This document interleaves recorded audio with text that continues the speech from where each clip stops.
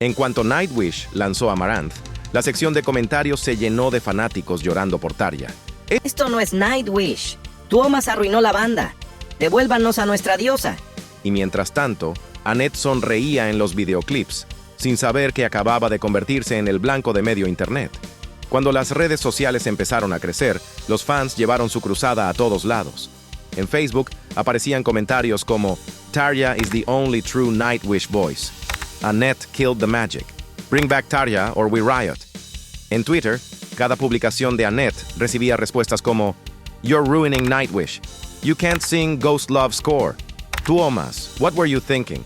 Los videos de Dark Passion Play y Imaginaerum fueron campos de batalla digitales. Miles de fans discutiendo bajo cada canción. Había verdaderas guerras en los comentarios entre pro Tarja y pro Annette. No podríamos poner todos los ejemplos de odio hacia Annette porque nos quedaríamos muchas horas aquí. Pero bueno, desde comparar su voz con una cantante de pop barato hasta decir que Nightwish se volvió Disney, todo valía. Y lo peor, incluso cuando Annette lo hacía bien, los fans igual la insultaban. Si cantaba alto, está gritando. Si cantaba suave, no tiene poder. Si respiraba, no es Tarja. En entrevistas, Annette confesó que le dolían mucho los ataques en línea.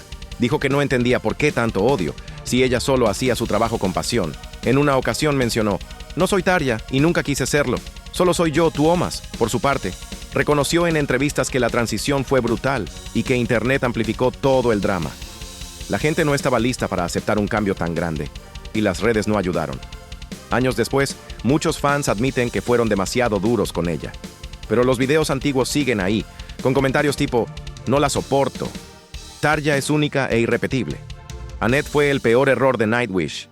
Y lo más irónico, ahora hay nuevas generaciones de fans que la defienden a muerte, creando el ciclo infinito del drama. Aún existen guerras pro Tarja, pro Annette y pro Floor.